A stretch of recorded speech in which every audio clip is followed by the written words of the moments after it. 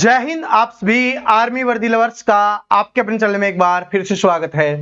दोस्तों, आज हम करने वाले हैं आर्मी अग्निवीर 2025 के लिए साइंस के बहुत ही इंपॉर्टेंट क्वेश्चंस, और वो भी टॉप 30 क्वेश्चंस होने वाले हैं।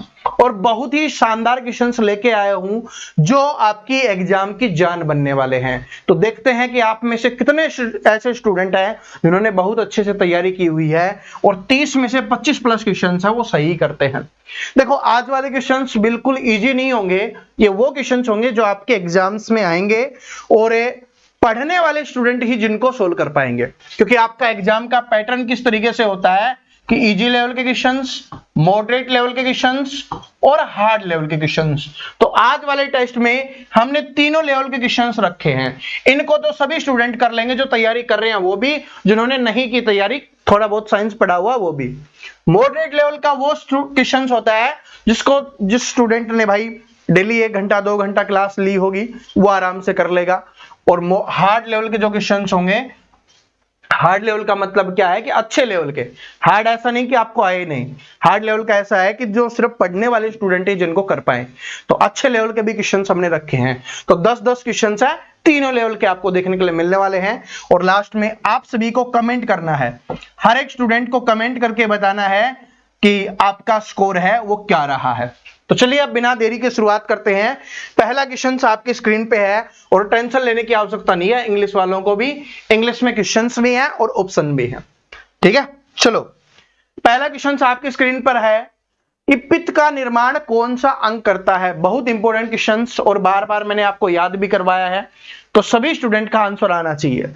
ये आपका टेस्ट चल रहा है आप सभी का, तो सभी को क्या करना है, इसका आंसर है वो कमेंट करके बताना है। कोई भी स्टूडेंट नहीं रहना चाहिए, ठीक है, कि पित्त का निर्माण कहां पर होता है। तो पित्त का निर्माण आंसर आ गया होगा, पित्त का निर्माण होता है आपका यकृत में, यानी कि आपका लीवर में होता है।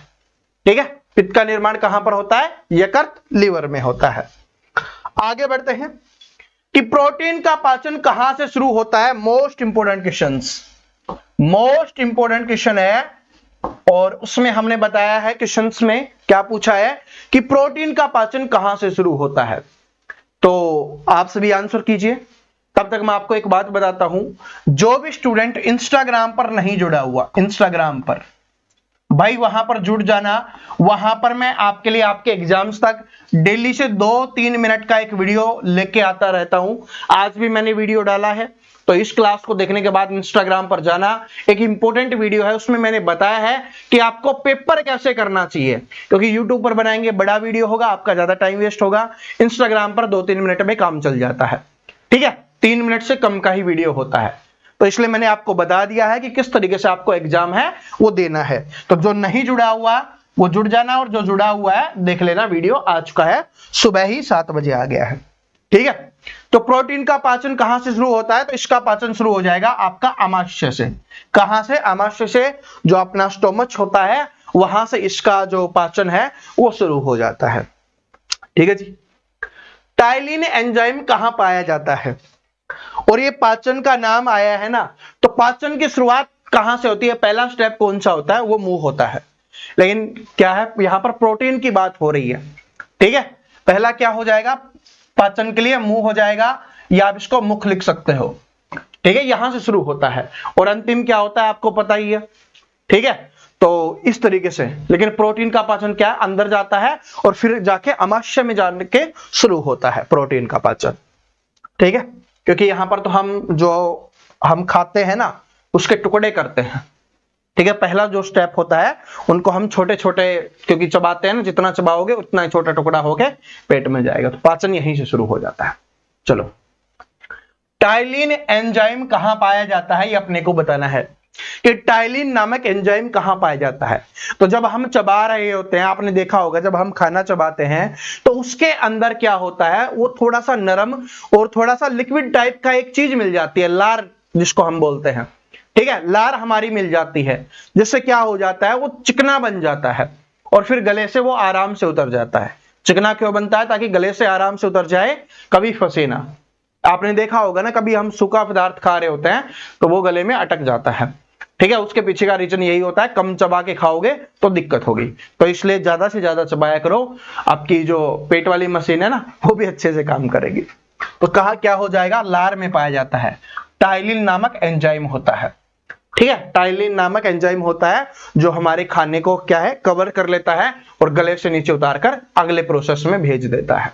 तो वो क्या होता है, टाइलिन नामक एंजाइम होता है, सलाइवा में होता है, लार में होता है। ठीक है, चलो आगे बढ़ते हैं। पाचन तंत्र का कौन सा भाग पानी का अवशोषण करता है? इंपॉर्टेंट क्वेश्चन है, बहुत अच्छा क्वेश्चन है। पाचन का कौन सा भाग है जो पानी का अवशोषण करता है? तो पानी कहां पर अवशोषित होता है ये आपको बताना है। तो पानी का अवशोषण कहां पर होगा, बड़ी आंत में होगा। कहां पर होगा भाई, बड़ी आंत में होगा, बड़ी आंत में। और देखो नाम इसका बड़ा है, वैसे अगर हम बात करें ना, छोटी जो आंत होती है उसकी लंबाई ज्यादा होती है और जो बड़ी आंत होती है उसकी कम होती है। ठीक है, तो आप बड़ी समझ के इसका मत कर देना, एग्जाम में क्वेश्चन आ जाए तो। छोटी आंत होती है वो रियल में बड़ी होती है, नाम ही उसका छोटा है। ठीक है, बोलते हैं ना कि वैसे ही लगता छोटा है लेकिन ये बम का गोला है, तो वैसे ही बात है। चलो, तो उसका पानी का अवशोषण कहां पर होता है, बड़ी आंत में होता है, ये अपने को ध्यान रख लेना है। छोटी आंत में उंगली जैसी उभार या विलाई का मुख्य कार्य क्या होता है? छोटी आंत में जो उंगली जैसी उभार होती है, ठीक है, उसका क्या काम होता है ये अपने को बताना है। बताओ, जो हमारा स्मॉल इंटेस्टाइन है, छोटी आंत है, उसका आपको बताना है, बताइए। तो उसका क्या काम होता है? तो उसका काम होता है अवशोषण के लिए सतह क्षेत्र को बढ़ाना। क्या? अवशोषण के लिए, अवशोषित करने के लिए जो सतह क्षेत्र है उसको बढ़ाया जाता है, तो ये काम होता है अवशोषण के लिए सतह क्षेत्र को बढ़ाना। और ये क्वेश्चन मैं आपको पहले भी करवा चुका हूं, तो इंपॉर्टेंट क्वेश्चन है ये। ठीक है जी, चलो। अमाशय रस में कौन सा अम्ल पाया जाता है? अमाशय रस में कौन सा अम्ल पाया जाता है? आपने सुना होगा ना कि भाई हमारे पेट में एक अम्ल होता है, एक एसिड होता है, जो भी हम खाना वगैरह खाते हैं उसको वो गलाने का काम करता है।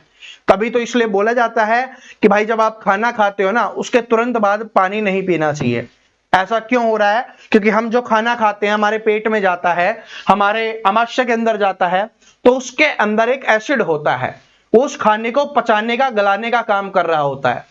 तो वहां पर एनर्जी, देखो जब भी कोई काम होगा आपको पता है कि एनर्जी उत्पन्न होगी। ठीक है, वहां पर क्या बोलते हैं उसको, उष्मा बोल सकते हो आप, या बोल सकते हो गर्मी उत्पन्न होगी। और ऊपर से आप पानी पी लोगे तो वो आग है ना, वो ठंडी हो जाएगी, जिसके वजह से पाचन स्लो हो जाता है। तो इसलिए खाना खाने के बाद कभी भी पानी मत पिया करो, कम से कम आधा घंटा। ठीक है, आप कूला वगैरह आराम से कर लो, ठीक है, लेकिन वो नहीं खाना, पानी मत पीना। ठीक है, चलो। और अमाशय रस का कौन सा अम्ल पाया जाता है? तो उसमें हाइड्रोक्लोरिक अम्ल होता है, जिसको आप HCl बोल सकते हो, HCl, क्योंकि ऑप्शंस में आपको HCl भी देता है। हाइड्रोक्लोरिक अम्ल, हाइड्रोक्लोरिक एसिड होता है। ठीक है, HCl होता है, हाइड्रोक्लोरिक अम्ल होता है। ठीक है जी। और ये आजकल जो बड़े बड़े पेट आ रहे हैं ना, ठीक है, वो इसी कारण से आ रहे हैं क्योंकि खाना खाते हैं और तुरंत बाद पानी पी लेते हैं। तो इसकी वजह से क्या है, वो पाचन अच्छे से नहीं होता, पाचन अच्छे से नहीं होगा तो फिर दिक्कत होना शुरू हो जाएगी। ठीक है जी। अभी पहले मैं भी ये बहुत गलतियां करता था, क्योंकि साइंस है ना वो 12th में पढ़ के छोड़ दी थी, क्योंकि फिर उसके बाद कॉलेज में तो अच्छे से पढ़ी ही नहीं, कॉलेज वाली साइंस अलग थी। ठीक है, उसमें कुछ अच्छे से समझ में आया ही नहीं, क्योंकि कॉलेज तो हम इंजॉय करने के लिए जाते हैं। लेकिन अब धीरे धीरे आप लोगों को पढ़ाने के लिए जब दोबारा साइंस पढ़ना शुरू किया, चीजें समझना शुरू किया, ठीक है, वैसे बड़े बुजुर्ग बोलते थे, उनकी बात हम मानते नहीं है, मान लिया करो। ठीक है, अच्छी बात होती है, अच्छी बातें बताते हैं। चलो, तो अब खाना खाने के बाद पानी मत पिया करो। ठीक है, चलो आगे याद रखना, पेप्सिन एंजाइम किसका पाचन करता है? Pepsin enzyme most important, most repeated question है, तो आप सभी आंसर कीजिए कि मोस्ट इंपोर्टेंट है भाई, पेप्सिन एंजाइम किसका पाचन करता है?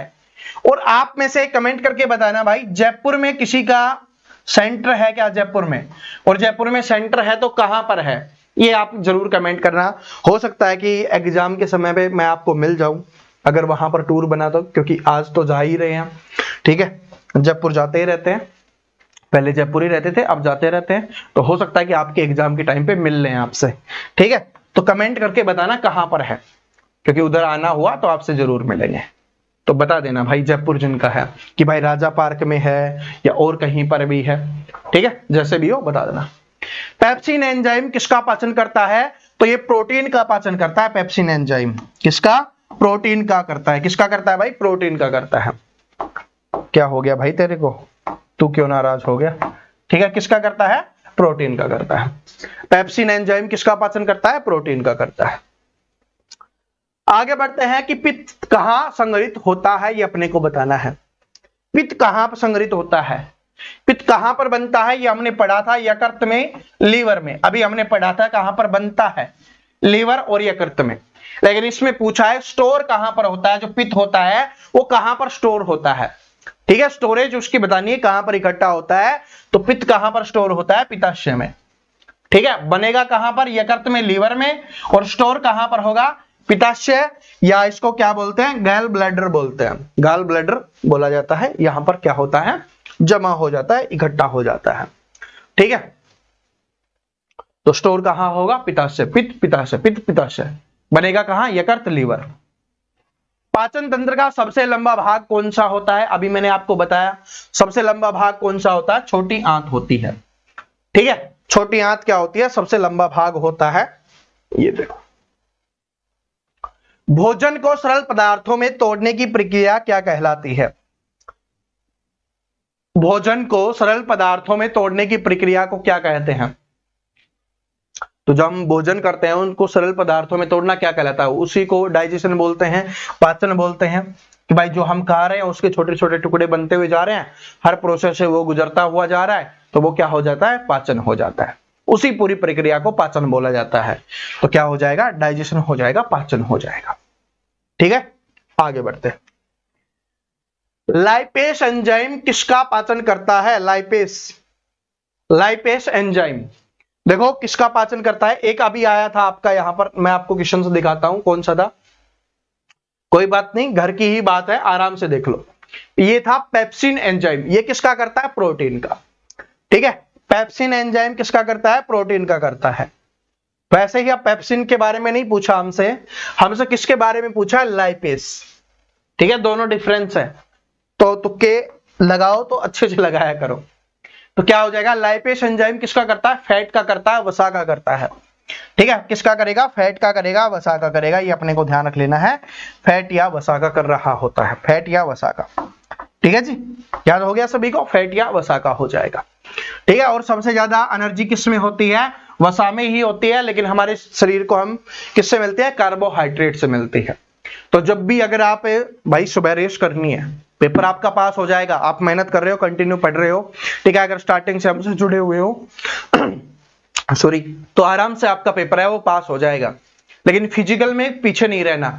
तो आप सुबह सुबह रेस करने जाते हो ना, तो कुछ स्टूडेंट को प्रॉब्लम आती है कि हाँ दिक्कत हो रही है कि अच्छे से रेस नहीं हो पाती, ठीक है, शरीर में एनर्जी नहीं होती। तो सुबह सुबह आप थोड़ा बहुत कार्बोहाइड्रेट ले लिया करो। ठीक है, जिसमें आप क्या खा सकते हो? एक केला खा के जा सकते हो, और ज्यादा कैपेसिटी है तो 2 खा लेना। इतना पेट मत भर लेना कि रेस ही ना हो। ठीक है, और अगर केला भी नहीं अवेलेबल है तो आलू बॉयल करके खा सकते हो, वो भी अपने लिए अच्छा है। पोटैटो आराम से मिल जाता है हर जगह पे। ठीक है, कभी घर पे केला नहीं है तो आप वो ले आओ। ठीक है, अभी तो सेव का मौसम तो है नहीं, तो सेव तो रहने देना, क्योंकि सेव है कुछ लोगों को गैस भी कर देता है, दिक्कत भी होगी फिर। ठीक है, तो सबसे बेस्ट है हम नॉर्मल मिडिल क्लास फैमिली के लिए, सभी के लिए, लोअर मिडिल क्लास फैमिली के लिए केला हो गया और आलू हो गया। ठीक है, और आपको पता ही होगा चने मूंग तो आप खाते ही होगे। बस चलो, ठीक है, फिजिकल के बारे में बहुत अच्छी अच्छी टिप्स देंगे, पहले एग्जाम पास कर लो। ठीक है, चलो। और इंसुलिन कौन सा अंग स्रावित करता है? इसलिए बोल रहा हूं कि इंस्टाग्राम पर जुड़ जाना, वहां पर आपको सब कुछ मिलता रहेगा। ठीक है, इस भर्ती के बारे में भी अपडेट मिलता रहेगा, आने वाली और सरकारी भर्तियों के बारे में भी अपडेट मिलता रहेगा, और जीवन के बारे में भी कुछ जो चीजें मैं सीखता हूं, जो मैंने अपने जीवन से सीखी है, वो भी मैं आपको वहां पर बताता रहता हूं, ताकि आपके जीवन में काम आ जाए। ठीक है, तो इंसुलिन कौन सा अंग स्रावित करता है? तो इंसुलिन कहां पर स्रावित होता है? अग्नाशय में होता है, पैनक्रियाज में होता है। इंसुलिन अग्नाशय में होता है। छोटी आंत का पहला भाग क्या कहलाता है? छोटी आंत का पहला भाग क्या कहलाता है? तो वो क्या कहलाता है? उसको कहा जाता है भाई ग्रहणी। क्या कहा जाता है? ग्रहणी कहा जाता है। ठीक है, ग्रहणी कहा जाता है। आगे बढ़ते हैं कि आहार नाल की लहर जैसी गति क्या कहलाती है? आहार नाल की लहर जैसी गति क्या कहलाती है? बताओ। The wave like moment of the elementary canal is called. बताओ, इज कॉल्ड क्या कहलाती है भाई? आहार नाल की लहर जैसी गति, तो उसको क्या कहा जाएगा?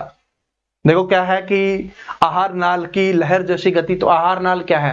आराम से क्रम के अनुसार चीजें चलती रहती है, तो उसको क्या बोला जाएगा? कर्माकुंचन, कर्माकुंचन बोला जाएगा। तो ये याद कर लो। ठीक है, तो option number B correct answer हो जाएगा। और यहां पर एक बात मैं आपको बताता हूं, क्योंकि पहले हम है ना मोस्टली क्वेश्चंस का आंसर हमारा ए होता था, स्टूडेंट कमेंट करते थे सर जी ए वाला मत रखो, ठीक है बी वाला रखा करो, फिर हम बी रखने लग गए। लेकिन आपको एग्जाम में तुक्के लगाने की जो मैंने ट्रिक्स बताई है, क्योंकि जो क्वेश्चंस आएंगे भाई 40, 45, 48 जितने क्वेश्चंस आप करोगे, उसके अलावा आपको तुक्के लगाने हैं ना, तो उसमें ये मत सोचना कि सर आंसर करवाते थे तो बी है, ठीक है ए वाला ऑप्शन ज्यादा रखते तो ए ही है।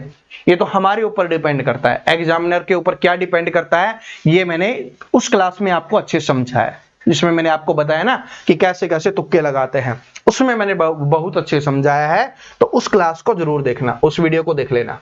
ठीक है, इंस्टा पर भी है और यूट्यूब पर भी है, क्योंकि कुछ लोग इंस्टाग्राम नहीं चलाते, इसलिए मैंने यूट्यूब पर भी डाल दिया था। बड़ी आंत में बैक्टीरिया द्वारा कौन सा विटामिन उत्पन्न होता है, ये अपने को बताना है। बड़ी आंत में बैक्टीरिया द्वारा कौन सा विटामिन उत्पन्न होता है? बहुत इंपॉर्टेंट क्वेश्चन है। तो विटामिन के उत्पन्न होता है। कौन सा? विटामिन के उत्पन्न होता है। बड़ी आंत में बैक्टीरिया द्वारा कौन सा विटामिन उत्पन्न होता है? तो विटामिन के होता है। और विटामिन के किसके काम आता है आपको पता ही है, रक्त का थक्का बनाने में हमारी मदद करता है विटामिन के। ठीक है, बड़ी आंत का मुख्य कार्य क्या है? दो चीज आप पूछा जाएगा, छोटी आंत का भी आपसे पूछेगा और बड़ी आंत का भी। तो अभी बड़ी आंत का कर लेते हैं, जो हम पढ़ चुके हैं, क्वेश्चन अलग अलग तरीके से पूछा जाएगा। उसमें पूछा था कि पानी का अवशोषण कहां होता है, तो पानी का अवशोषण कहां होता है? बड़ी आंत में। और इसमें क्या पूछ लिया कि बड़ी आंत का मुख्य कार्य क्या है। ठीक है, एग्जामिनर ने सिर्फ लैंग्वेज चेंज की है, क्वेश्चंस जो हमने पढ़े हैं ना वही आएंगे, लेकिन हो सकता है कि लैंग्वेज चेंज कर दे। तो यहां से आप सीख सकते हो कि अगर आपने अच्छे से याद किया है तो कितनी भी लैंग्वेज चेंज कर दे आप आराम से आंसर कर लोगे। तो बड़ी आंत का मुख्य कार्य क्या हो जाएगा? पानी का अवशोषण हो जाएगा। और छोटी आंत का इसमें दिया हुआ नहीं है, वो मैं आपको आगे दिखा दूंगा, आगे क्वेश्चन आएगा। निम्नलिखित में से कौन पाचक एंजाइम नहीं है? इनमें से कौन सा पाचक एंजाइम नहीं है? तो कौन सा नहीं है भाई?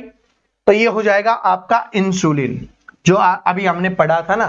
तो ये क्या है? पाचक एंजाइम नहीं है, बाकी सारे के सारे क्या हो जाएंगे? पाचक एंजाइम हो जाएंगे। ठीक है, लाइपेस अभी हमने पढ़ा था। मुंह में भोजन लेने की प्रक्रिया क्या कहलाती है? अब बताओ, मुंह में भोजन लेने की प्रक्रिया को क्या कहा जाता है?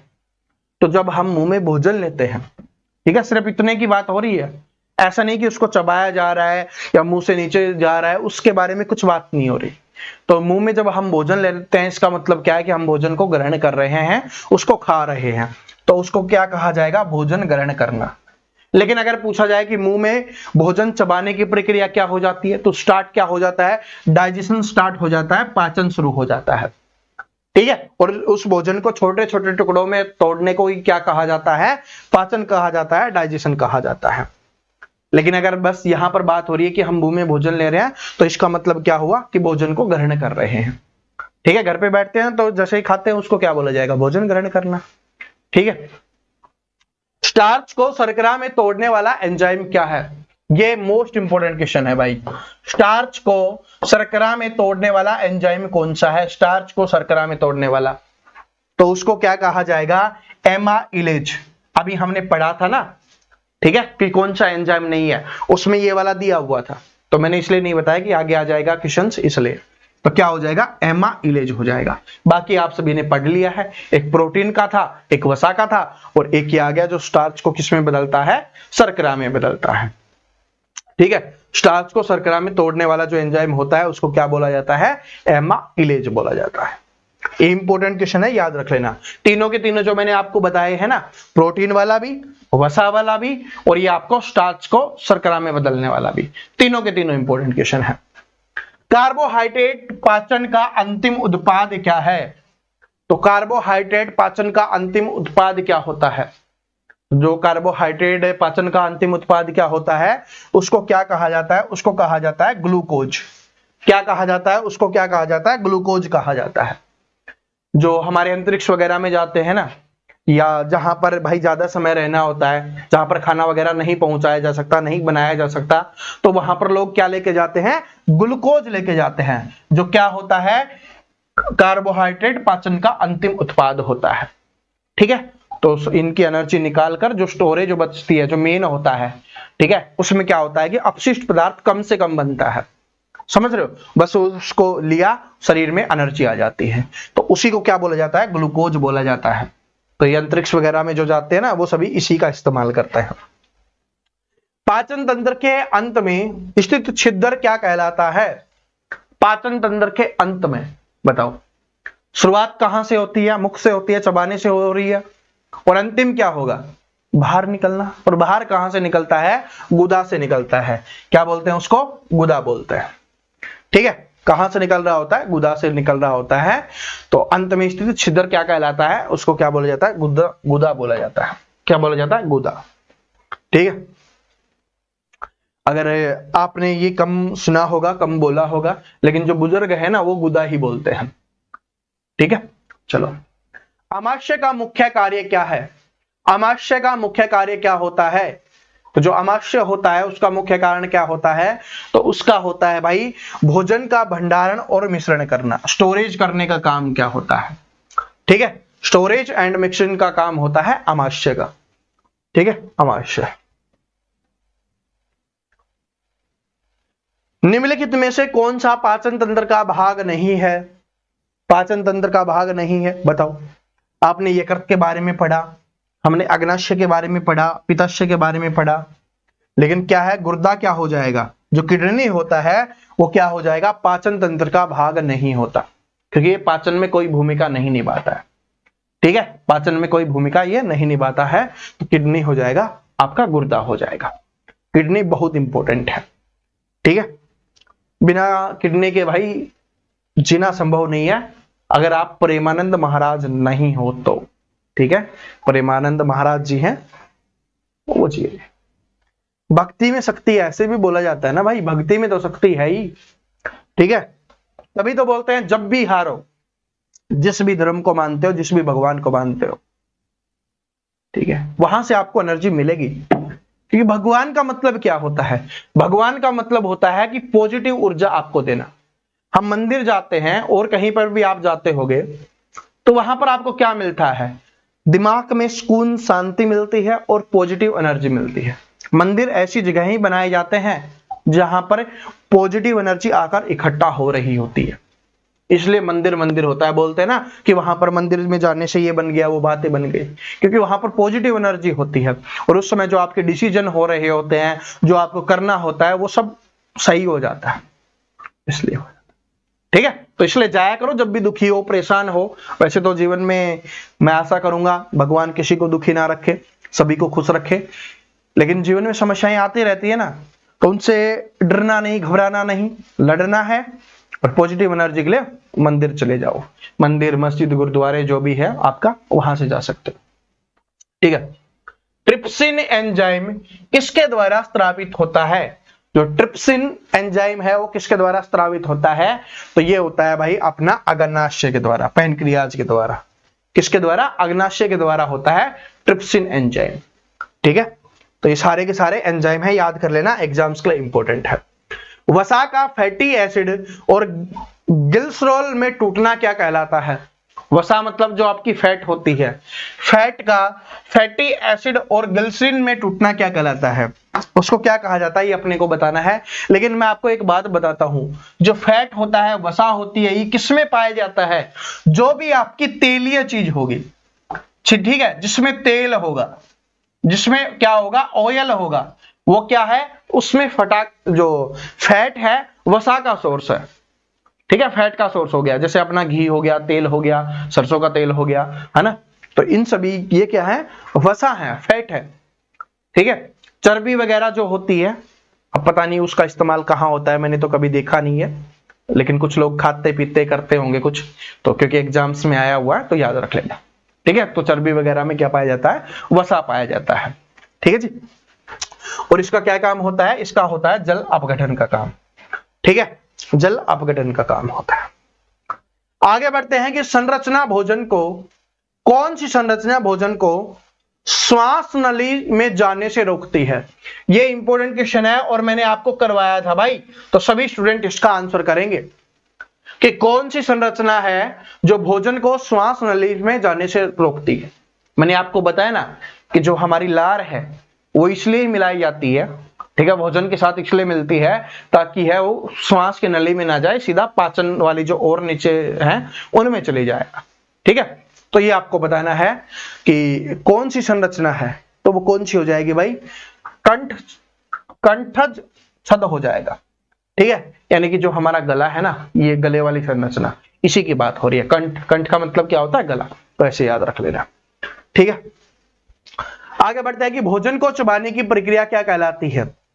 भोजन को चबाने की प्रक्रिया को क्या कहते हैं, तो उसको क्या कहा जाता है, चर्वण कहा जाता है। ठीक है, भोजन चबाने की प्रक्रिया को क्या कहते हैं, चर्वण कहते हैं। लेकिन अगर यह पूछा जाए कि भोजन की चबाने की प्रक्रिया कहां से शुरू होती है, मुख से शुरू होती है, और क्या होता है, वो किस रूप में बदलती है, तो वो पाचन के रूप में बदल जाती है, पाचन की शुरुआत हो जाती है।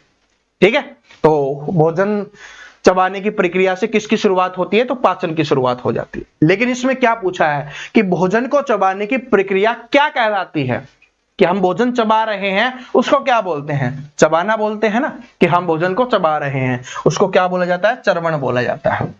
ठीक है, ये साइंस का नाम है, साइंटिस्ट द्वारा दिया गया नाम है साइंस का, चर्वण। वैसे तो आप चबाना ही बोल देते हैं, तो ऑप्शंस में आपको चबाना भी दिया जा सकता है। ठीक है, चलो, निम्न में से कौन सा शिशुओं में दूध के पाचन में सहायक है, यह भी आपका most important, most repeated question है। बताओ कि निम्न में से कौन सा शिशुओं में दूध के पाचन में सहायक है, ये आपको बताना है। तो जो रेनिन नामक पदार्थ होता है, जो रेनिन नामक होता है एंजाइम, वो क्या होता है कि जो शिशु होते हैं, जो बच्चे होते हैं, उनमें दूध के पाचन में सहायता करता है, तो रेनिन हो जाएगा। क्या हो जाएगा भाई, रेनिन हो जाएगा। और आपको एक बात पता चली, हम क्वेश्चन नंबर 29 पे पहुंच गए हैं।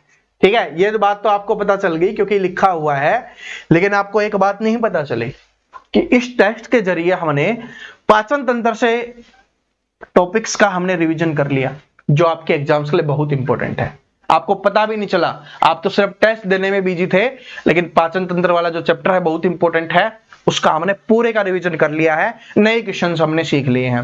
वैसे तो हमने पहले भी पढ़ा है, लेकिन और नए क्वेश्चंस हैं और जो एग्जाम्स में आएंगे उनका रिवीजन कर लिया है। तो ये स्मार्ट तरीका होता है, आपको पता भी नहीं चला और आपको एक टॉपिक भी पढ़ा दिया। आमाशय में आंशिक रूप से पचे भोजन का अर्ध तरल पदार्थ क्या कहलाता है। तो आमाशय में आंशिक रूप से पचे भोजन का अर्ध तरल पदार्थ को क्या कहा जाता है, तो उसको कहा जाता है भाई काइम कहा जाता है। क्या कहा जाता है, काइम। ठीक है, काइल और काइम में कंफ्यूज मत होना, उसको क्या कहा जाएगा, काइम। ठीक है, काइम। ठीक है, और याद कैसे करोगे, याद कैसे रखो, कम। तो इसका मतलब क्या है, आंशिक रूप से पचे भोजन का अर्ध तरल पदार्थ, तो इसका मतलब अर्ध तरल से क्या समझोगे, आधा तरल। ठीक है, आधा क्या हुआ, मतलब कम बचा अभी, तो उसको क्या करेंगे, कम, काइम। ठीक है, ये बात याद आ जाएगी एग्जाम में, टेंशन मत लो, जो मैंने आपको बताया है। छोटी आंत का मुख्य कार्य क्या होता है, बड़ी आंत है उसका काम क्या होता है, जो हमने पढ़ा था, पानी का अवशोषण करना, और छोटी आंत का क्या हो जाएगा, पोषक तत्वों का अवशोषण करना। जो छोटी आंत होती है वो क्या करती है, पोषक तत्वों का अवशोषण करती है, और जो बड़ी आंत होती है वो जल का या पानी का क्या करती है, अवशोषण करती है। ठीक है जी, तो दोनों एग्जाम्स में आती है। छोटी कौन सी होती है, बड़ी आंत छोटी होती है, और छोटी आंत क्या होती है, बड़ी होती है। और यहां पर अपने ये जो 30 क्वेश्चन है वो समाप्त होते हैं, तो कमेंट करके बताना कि कितने क्वेश्चन आपको याद थे। ठीक है, और जितने भी स्टूडेंट नए आए हैं या जिन्होंने अभी तक चैनल को सब्सक्राइब नहीं कर रखा, डेली पढ़ते हैं भाई, नीचे लाल कलर का बटन दिख रहा है, उस पर क्लिक करो और साथ में बेल आइकन को प्रेस करो। तो सभी स्टूडेंट को सब्सक्राइब कर लेना है और इंस्टाग्राम पर जुड़ जाना, जो नहीं जुड़े हुए, और जो जुड़े हुए हैं वीडियो आ चुका है, जाके देख लेना कि आपको पेपर कैसे सोल्व करना चाहिए। और कोई भी डाउट हो कमेंट कर देना, उसके ऊपर मैं छोटा सा वीडियो बना के आपको बता दूंगा। कोई भी आप जानकारी चाहते हो एग्जाम से रिलेटेड, ठीक है, तो कमेंट करके जरूर बता देना। इस वीडियो को लाइक शेयर आप सभी कर ही दोगे, वो तो मुझे पता ही है, और आप सभी करते हुए आ रहे हो। आप सभी का जो प्यार सपोर्ट है वो बहुत अच्छा है, ठीक है। तो मिलते हैं नेक्स्ट वीडियो में, तब तक हंसते रहिए, मुस्कुराते रहिए, पढ़ते रहिए। जय हिंद, वंदे मातरम।